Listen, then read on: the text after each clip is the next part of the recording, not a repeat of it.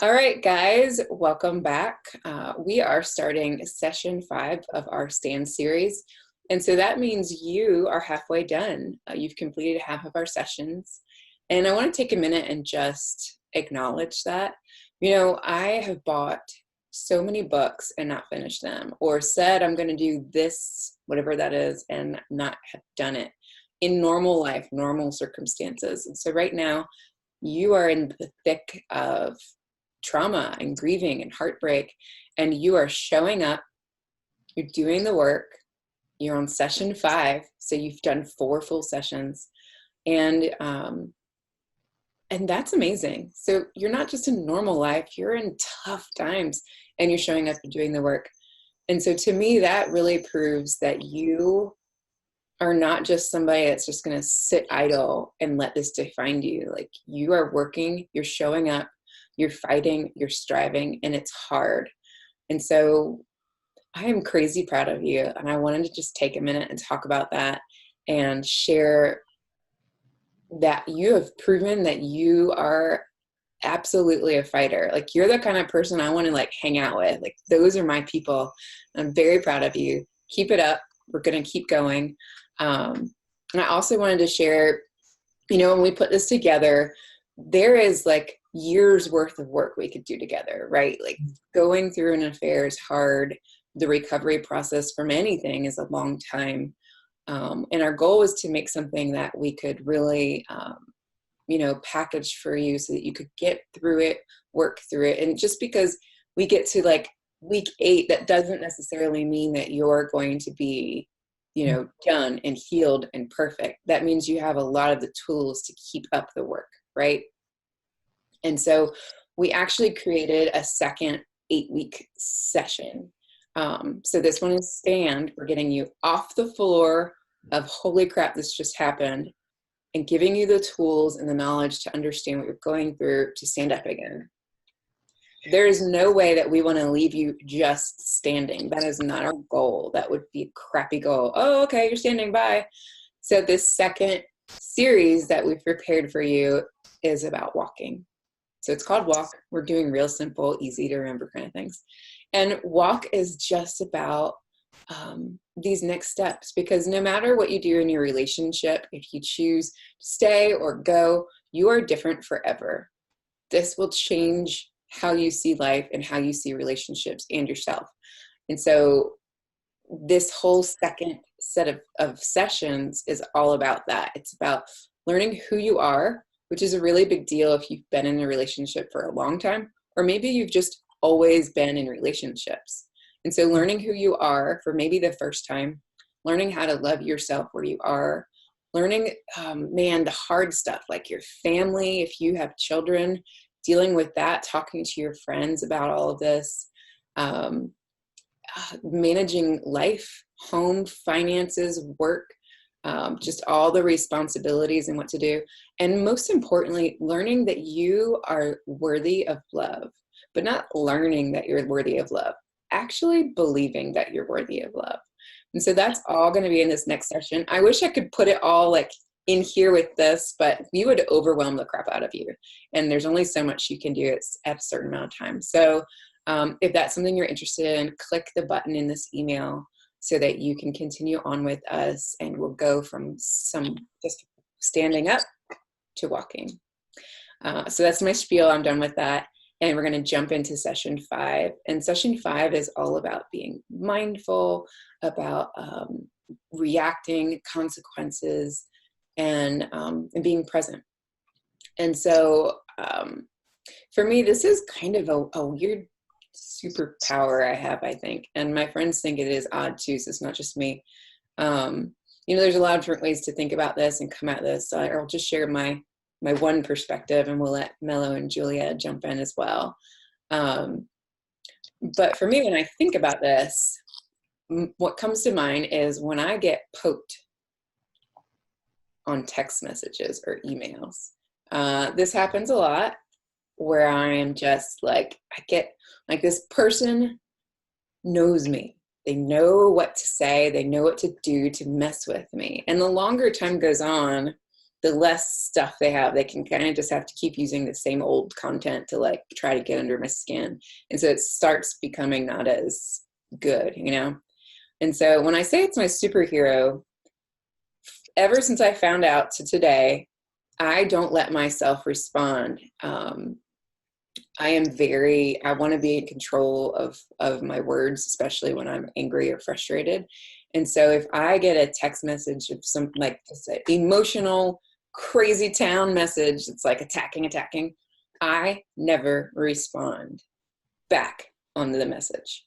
Now, that's my superpower, but it stops here because I feel it. And so when I feel it, you know, before, let's say 7 years ago, when I would get one of these messages, I would feel it for like weeks, sometimes 2 weeks, usually at least a week, where I would replay those words over and over in my head, and I'd just be questioning, is that true? Is that real? Like, am I this person? What's going on? And I would just replay the words. I would read it again and again, and I'd be like, so I never actually responded, which ended up being very good for me and my health and everything, and wouldn't make it crazier, I guess.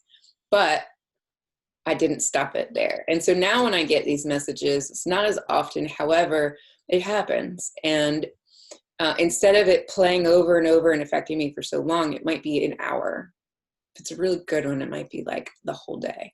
But it's getting better. But it isn't perfect, and it's something I still have to work on.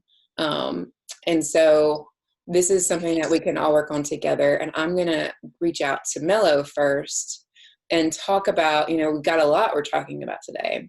And so we'll first start with mindfulness and what that is and how that can help us. You know, mindfulness is something that personally, I really had to understand what the definition was. So when you're watching this, you may think, well, what is mindfulness? You know, we see it on TV, you know, they're sitting there in a yoga pose and they're mindful, or they talk about this meditation or prayer stuff. And to be mindful in a scenario where you've had your heart pulled out of your chest, metaphorically, and you are just trying to figure out how to breathe and get through your day and possibly watch your children, and you're just trying to make it, you're probably thinking, I don't really care what mindfulness is. I can't be mindful. I don't know what that is. I don't want anything to do with it. But mindfulness is when you're in the present moment and you're conscious of what you're thinking. And, you know, every night we go to sleep, but our minds don't necessarily sleep. So we've got to learn to let our minds rest and also to be in the present moment. And to me, that's what mindfulness means.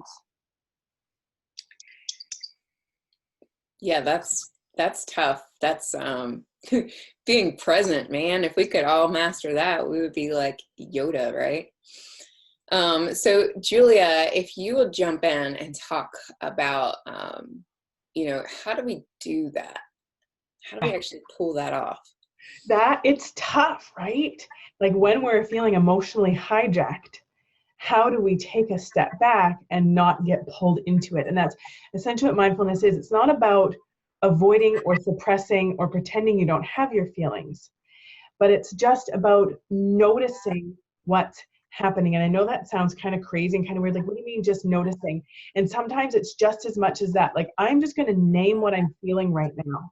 I'm just going to notice it. I'm just going to pay attention to it, but not in a way that I'm going to obsess about it and spiral about it. So I'm going to be, if this might sound a little bit crazy, but just be this curious observer that here's me in this moment having all of these emotions and all of these reactions and all of this stuff going on. And if I can even just imagine myself just almost like an eagle sort of rising above and looking down as this curious observer that's not all tangled up into the thick of it, that is able to kind of say, okay, like I am a human being having this experience in this moment. And this is what it is. That it's not right or wrong or good or bad or healthy or unhealthy or productive or unproductive, whatever it is. I'm not here to judge what I'm thinking or feeling. I'm just here to give myself some space to feel it. We talked about like that before in one of the other sessions about self-compassion, and mindfulness is just about being present with that. So how do we do that? You know, when we're feeling triggered, we notice and we pay attention. I'm feeling triggered right now. I'm not gonna obsess about what that means, or I'm not gonna let my mind sort of, as much as possible. I mean, let's be honest, like it's not always so easy to not let our mind just sort of run down rabbit holes and take off on itself. But as much as I can, I'm gonna take a breath, and I'm gonna actually like literally take a breath, give myself a little bit of space, and notice. Right now, I'm feeling triggered. Right now, I'm feeling like my emotions are right up at the top of my throat and they're about to spill out onto everyone. Right now, I'm feeling really just, I'm sad. I feel like this lump pit feeling in my stomach and I just want to burst into tears. And that's what mindfulness is, and that's what we can do, and that's how we can start practicing mindfulness, is just bringing our attention. Because what we do is we're like, oh my gosh, I'm feeling stressed out, I'm feeling upset because of this and this and this and that and that and that, and what about that they said, and what about they did, and what does this mean, and what, you know, I wonder what's going on here. And we let our mind just sort of run rampant instead of just being present with our current experience. And I'm trying to like not use all of these like jargony kind of words, but if you can just find that space to be like, okay, this is what's happening. I notice. So here's a really simple little exercise that you can do whenever it is that, like, you know, whatever it is that's going on, is just being able to say, I notice I'm having the thought that X, Y, and Z. I notice I'm having the feeling that X, Y, and Z. And just to train your brain to start to notice things without getting quite so hijacked and pulled into them. Okay, so when you do notice it, like if I'm like in the kitchen and my husband does something that pisses me off, and I'm like, I notice that I'm so angry because he did that. But then what? Okay, and then that's where we notice. We get curious, like, oh, I notice that I'm getting triggered. I wonder why that is. I wonder why I'm getting triggered. Do I have an idea about how I want him to be and what I want him to do? And is that my idea? Like, does he have to do those things? Or is that just my preference? Is that just my standard? Is that just my expectation? And so that's what mindfulness does, is as soon as we just take a second and get curious, what am I thinking and feeling? And I wonder what's going on with this. We almost, I mean, it's easier in some situations than others. Like, let's be honest, those like more mild kind of trigger situations versus like, you know, all hands on deck, we are going full force. We are like reacting to this. We are feeling triggered. But practicing with the small stuff, and that's where it's easier, is we train our brain it through the smaller things to just take a little bit of a step back and get curious, like, oh, I notice I'm getting really triggered right now. I'm noticing I'm getting really annoyed with my partner right now, with my wife or my husband or whatever. I wonder why that is. And 9 times out of 10, it's because of expectations, right? Because we have expectations that, like, I expect someone to do and be and act and say a certain way to meet my expectations, and they're not doing that. And now I'm pissed. And now I'm mad. And then taking a step back and being like, okay, is it that person's job to fulfill all of my expectations? Maybe not quite as many as I'm thinking, but that's different than someone who has betrayed us. I mean, that's a fair expectation, to expect that someone is going to be trustworthy, that someone is going to kind of fulfill their commitment to us in those ways. And so there's all different levels. Like, it's not just a one and done. There's all different levels of being triggered. There's all different levels of expectations. But mindfulness is about taking a step back and just getting curious. Like, that is the key word for mindfulness, is curiosity. Getting curious about what I'm thinking, about what I'm feeling compelled to do, what I'm feeling kind of like I really want to say, and just getting curious. What's going on with me? And what do I want to do about this? Like, what would actually be helpful to do in this situation versus what am I feeling compelled to do or compelled to say, or ways that I'm compelled to react. So and that's how mindfulness can get a little bit confusing, because it is a lot about managing our own minds, but then it's also about proceeding with whatever it is we're thinking or feeling, proceeding in more helpful ways. So once we take a little bit of a step back and we're not so reactive, because we're getting curious and we're getting a little bit more insight into what's going on with us, then we can, almost like take a breath and say, okay, what do I want to do about this now? Knowing what I'm thinking and feeling, understanding what I'm thinking or feeling, how can I proceed responsibly? How can I proceed? And I mean, obviously, yeah, easier said than done. There's sometimes like, screw it. I don't want to be responsible right now. I just want to like let loose. I just want to like get all these feelings out. And I just want to like wreak havoc on whoever or whatever is in front of me right now. And then also noticing that feeling and being like, okay, well then what's going to happen if I do? What's going to be the outcome? Is this going to help? It might help in the moment, but is it going to be good for me, or is it going to create more struggle? Is it going to create more shame? Is it going to create more regret? Is it going to create more drama? So mindfulness is a lot about just noticing and paying attention, and then thinking about and it is about connecting with ourselves, connecting with our true selves, connecting with that deeper sense of self, not the reactive, emotionally triggered, kind of haywire self that's on the surface. So it's about taking a step back and connecting with that deeper sense of self. What's actually in my best interest? What's going to be good for me right now? What's going to be empowering versus just maybe like scratch the itch in this moment? What's going to actually be in my best interest? So we get a lot of emails sent to us, and asking questions, and one thing that I think is very common is probably the vast majority of us are dealing with partners. Obviously, we're all dealing with partners who have been unfaithful, but a lot of these partners are being very, like we've already talked about, being pretty abusive in the way they treat us. And so a lot of us are getting these like emotionally driven, hyper like manipulative texts or something, or a lot of mind games, a lot of crazy. And some of us have children with these people, and so you still have to have contact to a certain point, and some of us don't, and those people can just clean break, run away, move to Spain. But the people who still have to interact, but they still get a lot of this like drama, what is the advice to them? Like, how do you handle that? Where do you go? Like, what do you do with that? Because that's hard, and that's very, very common, sadly.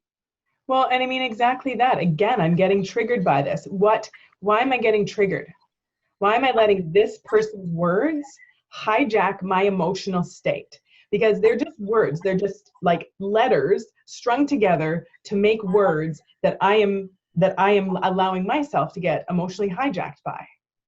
And so what if I just took a step back and I noticed that like, oh, this person is saying some nasty things, and I'm going to choose whether or not I'm going to pick that up. I choose, like, the only way that someone can poison us is if we are willing to pick up the poison and drink it. And so if someone is saying all kinds of nasty things to us, then I decide, am I going to make this mean something about me? Or am I going, like judgment and criticism, it is not against you. It is for the person who is doing the judging and criticizing. So if we can even just have that shift in thinking, like when someone criticizes you, it's not against you, it's for them. It's so that they can feel powerful, so they can try and feel more secure if they're feeling insecure. It's so that they can try and give themselves this false sense of safety if they're feeling emotionally unsafe. It's to give them something, but we make it about us. And so if we can have that like break and sort of take that step back and be that observer, like I'm going to observe this situation. I'm observing that this person is saying things to try to get me to feel a certain way or do a certain thing. But it is actually my choice whether or not I pick up and drink whatever it is they're putting down in front of me. And so if we can, I mean, Again, easier said than done. This comes with practice. It's not a one and done. But being that observer, I notice myself getting really emotionally hijacked, or someone trying to hijack my emotions. I notice myself getting really triggered by their words. I wonder why that is. What am I making their words mean? What significance am I giving their words? And do I have to? As much as I'm feeling compelled to, as much as I'm being drawn into it, can I take a step back and not participate in this rodeo? Can I manage my own emotions instead of letting somebody else control them for me? Does that make sense? Yes, it does. And I really like how you said that, like you have to pick up the poison and drink it. Like that was really powerful to me. And I feel like, oh man, I had another point. Where did it go? I don't know. Man, do you guys have that happen to you? Like all the time. Oh boy. Sometimes on live news. That's funny. So anyways, yeah, I think that makes a lot of sense. And so I guess, man, it is so hard to do this, right? Like you've got somebody that's like, just, they know you so well and they can just get you.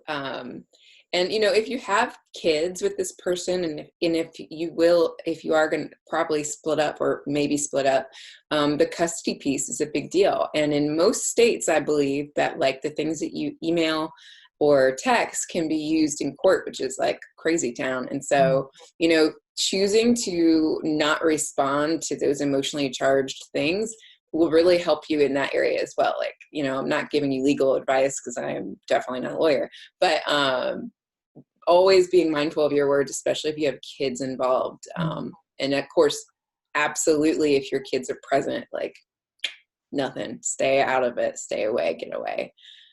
So being mindful is not something I think that our culture is great at.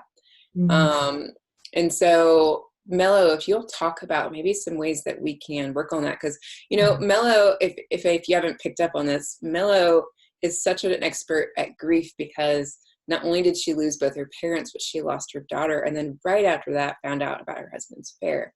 And so Mello, in the soul, and her soul knows how to do this, not just because she learned it at school, but because she did it. And so these practices of being mindful are important, because you can take your step back, like Julia said, you can see what's happening, and then you can try to bring your brain back in and be like, well, what's going on? And I'm going to think about this and not just respond because this is like a bunch of crap, or I'm so angry or so hurt. So Mela, if you walk us through that, that would be awesome. What Julia said about drinking the poison, I want you guys to remember that prior to this, you were being given that poison in an IV throughout your marriage. So I want you to honor yourself and be gentle with yourself, to know that like you had an IV, we've pulled it out, and now you're facing whether you have that choice or not. So it's definitely confusing to your emotions and your feelings, because at one point you are saying, I'm not going to drink the poison anymore, but it was being given to you in an IV, hypothetically. So that's where you have to recognize that mindfulness is so urgent, but it can seem impossible. And for me, like Melissa shared, basically I went through a lot of different loss all at once, and it became impossible for me personally to be present and to be mindful of my thoughts. And I've always said to anyone that's in my life, professionally, personally, use your words, and remember those words are there. So it's very easy to become reactive and to just say what the first word that comes to your mind. And, it may be explicit. We can't say it here on this video, but you may be cursing and telling people what you think, and the person that's wronged you and hurt you and was giving you that poison. And so for me, mindfulness in many scenarios is for 3 reasons. And that's one, because you're in grief. So you need to be very conscious of being gentle with yourself. Number 2, being mindful is to, again, use your words and use them wisely. And number 3, it's because you have to, again, get the poison out altogether. And even though that's very easy for me to say, I promise you I live it every single day. Because not only was my child that I had with this person that I thought I was going to spend the rest of my life with, she passed away. Then I find out my husband at the time, now ex-husband, was having an affair, like a full-blown affair. And so I was like, just living in that poison. I was like laying in it, and I would make snow angels every morning and night and afternoon. So what I learned to do, and what I do for all of my clients, and what I want to do for you, is to share with you how to become mindful in the very present moment. So in this moment, when you're waking up in the morning and all of a sudden you become consumed, obsessed, and all these thoughts replay in your mind, and they go over and over and over again, and it works you up. And by like 6:45, and you've woken up at 6:30, by 6:45 you're mad, or you're hysterical, or you're devastated, or you're all of the above. And so what I encourage you to do is, how do you become mindful in that very second? Whatever daily activity you do. So I'm hoping you're brushing your teeth. And if you're not up to brushing your teeth, that's cool. That's okay. Let's say you're going to make coffee, or let's say you have to make the kids breakfast or their lunch. So what I want you to do is, my dominant hand is my left hand. I want you to use the opposite hand. And I want you to use that opposite hand for all your activities this morning. And so what will happen is you become mindful, not of the obsessive thoughts, not of all the poison, not of going down that road and using your words for unconstructive things. And you start to use the opposite hand. And what you'll realize is, in that very moment, you're mindful. You are mindful of what you're doing, how you're acting, and even the words that you're using. And what will happen is there's this really cool process that happens, that you realize 5 minutes have gone by, an hour's gone by, and you're mindful in that activity that you're doing for that very second. I can't tell you how it will transform everything, because when you become mindful, then you'll take that in. And that is a practice that I did for 21 days straight. And what happens is you start to, again, it becomes second nature. And what you'll realize is that it becomes second nature to use your words. It becomes second nature to be less reactive. And it's something that you have control of, and that nobody can see through your IV, because you're choosing to be mindful in that very moment. And I know you may be, and I get scared, because a lot of ambidextrous, is that how I say it, people, I'm like, okay, well, we've got to kind of like shake that up a little bit. Use your less dominant hand if you can use both hands for everything. But like, even for me, I would start writing with my right hand, and I became very conscious, and it's been very powerful. In fact, I just used it about 2 hours ago, when I want to get mindful and in the space of really using my words and being intentional of why and what I'm doing. And it's a very significant practice in my life. And I've used it, every single client I've ever used it on, it works. So try it. Use your non-dominant hand in every single activity, from picking something up to writing to brushing your teeth, every activity. And that will create mindfulness in the present moment. You're talking about that, and that would make me so crazy, because I am such if I can't do 4 things at one time, I'm wasting my time, like crazy person. And so what an awesome exercise to do. So I'm going to do it, Mello, and you can ask me about how I'm doing, because I have caught myself like getting worse at my craziness lately. So that's everybody's homework. We're going to work on that. And if you're totally ambidextrous and it doesn't matter which one, I mean, what else can they do to be mindful if their hands, you use your toes? Well, you know what, honestly, and I talked to a neurologist about this. We always have a more dominant hand that we use. So again, use that, like I do everything with my left hand, like, and so what you can do also, and this is extreme, but for people that are really struggling with mindfulness, I have a couple of times used my left hand and I've tied it, or I've secured it where I can't use it. And so I can only use the right side, because I tend to be ambidextrous, like I'll do with both hands. And so I'll tie, because I'm a very type A personality too. And I don't have time to be using my non-dominant hand, because I want to be in crazy town and I want to live there and I want to go in the bush, literally.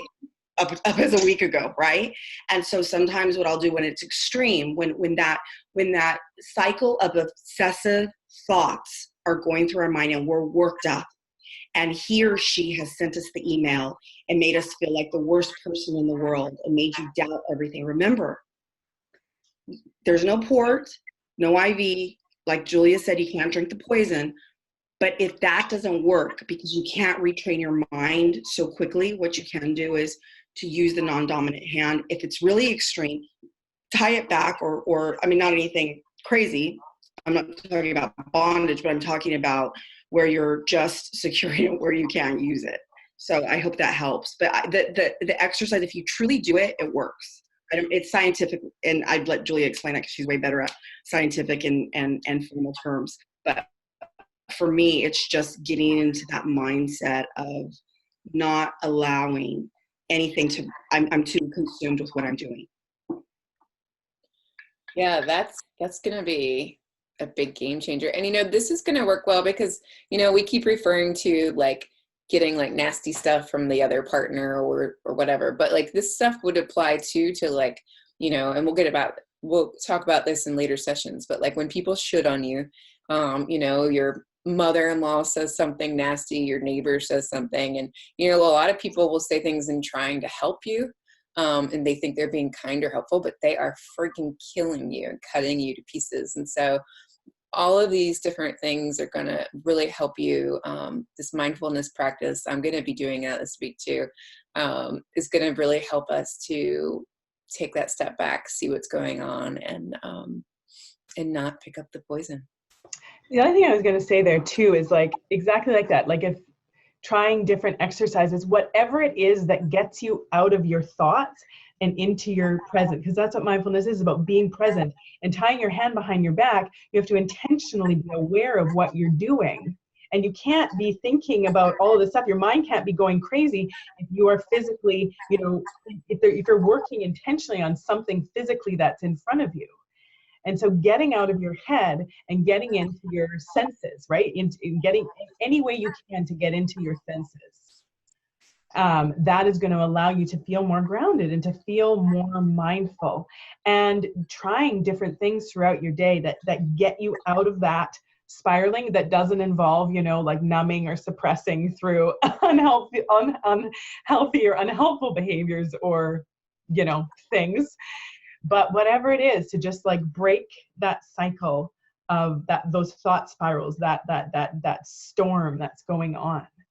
And yeah, just getting into the present. Because if we think about it, for most of us, and this might be a lot to take in, but aside from immediate physical pain or trauma, in this moment, each one of us is okay.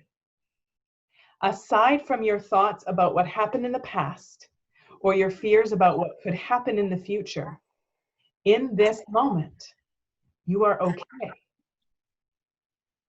And so mindfulness brings us into this present moment where we are okay. It's our thoughts, it's our memories, and it's our fears that hijack our emotions. And so if we can figure out ways, even if it's for 3 seconds, that gives our brain a different experience than being all crazy, then we're retraining our brain to try and be just more calm and present.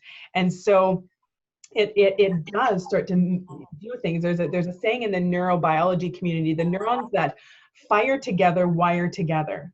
So the more crazy we let our brain go, the more those crazy neurons start to wire together, and that just becomes our default. So if we can take moments, even for 3 seconds, to give your brain a different experience by just being able to say, in this moment, I am okay. Aside from these memories, these thoughts, these ideas, the stuff that happened in the past, and these thoughts about what could happen in the future, in this moment, I am okay. And that gives your brain a different experience. The same thing with, like what Mela was saying, is like using a different, like having to actually get into your body. Because when you use your right hand, if your left hand is dominant, your right hand is dominant, it's just automatic. So you can think, like your brain can be going crazy while you're making the coffee and making the breakfast and writing down lists. Your brain can be going crazy because it's these things are automatic. But if you can do something that's not automatic and a little bit uncomfortable, then your brain is going to be focused on that. You're going to be giving your brain a break from the crazy. It's going to pull you out of that, if only for a few minutes, but it's going to give your brain a different experience. And those neurons, those brain like things are going to start wiring together differently. It's going to give you a chance even to take a little bit of a breath, and your brain to have a moment of feeling more calm and grounded. So whatever it is you can do that's healthy to bring yourself into the present moment is going to make a difference. Melissa, I wanted to also share with the viewers that we talk a lot about consequence, right? And we talk about using our words and what that consequence is going to be, or what the consequence is if we take Aunt Elma's or Uncle Chester's advice, and what should we do with that advice or our words or our actions, and what the consequence should be. And prior to even thinking about the consequence, I think it's very important to be mindful. And again, not to act quickly when we are in that state of obsession, or we're in that state of feeling so unvalidated and reactive versus responsive, like Julia said. So I want to be very mindful to share with you all today that you need to put the consequence there in the forefront once you become mindful. And again, always be sure that you are not thinking about somebody doing something because somebody else did it and it worked for their marriage, or doing something because you want to get a rise out of him or her, or doing something because you want to, again, hurt them like they've hurt you. That was huge for me. I wanted him to hurt like I hurt. And so, I then quickly, again, became mindful, and I started to ask myself all those questions. Well, what is this for? Why do I want that? And now today, I'm able to, again, be mindful. And it's not necessarily like I want, the best for him, if I'm being completely honest. I haven't gotten there yet, but I'm a lot healthier in my mindset and my process. And not because I'm a therapist, because I'm a human being, fully a human being before I'm anything. A therapist is just something that I do. But to be in the situation and to fully be conscious of the fact that I no longer think I want to do bad things to him, or I want bad to happen to him, or I want him to leave me alone. I can truly be mindful and again, be fully conscious of the consequence. So you may be thinking, well, I'm never going to get there. Or what do you mean? I just want to hurt him or her. And I understand that, and I respect it. And again, like Julia said, in this very moment, you are okay. And to understand that nothing is worth your peace, and nothing is worth for you to be mindful in this present moment to, again, be reactive, and it cause further harm to you, because you are the focus. You are the one who has to live with you. And so I want to remind you about consequence. And I want to remind you that, again, as you're working on getting mindful, it's to, again, take that consequence and for us to be able to put it in the front. And then you're able to think clearer than you have been in the state of betrayal and trauma and despair and hurt. And that's the thing with grieving, because people expect you to be okay. After a month, they're like, okay, well, yeah, okay, so your spouse had an affair. You need to get over it. You need to get on with it. Be a better, let's fill in the blank, husband or wife. Be a better mom or dad. And again, people, it's so easy for others to say things. And again, I want you to know this exercise that I'm talking about, it's because I've lived there. I've experienced it. So I want to encourage you at this very moment to understand that we understand, we know, but that doesn't mean that I want you to live in that grief. I want that grief to reside with you, and you can pull it out when you need to. But again, mindfulness, reaction, responses, consequence, that all comes together for you. Again, like Julia said, like Melissa said, like I want to reassure you, you will get to a healthier place. And it doesn't have to be from Aunt Elma or Uncle Chester's advice. It needs to come from within you. And that's the whole point of being mindful. That's the whole point. I just want to be like, amen right now. Yeah. And so I did. All right, guys, we just gave you a whole lot to do and to think on. So this week we're going to kind of seem like an odd cult and have for me, my right hand tied behind my back. It will probably drive us crazy, but I'm really excited to hear about everybody's experience with this.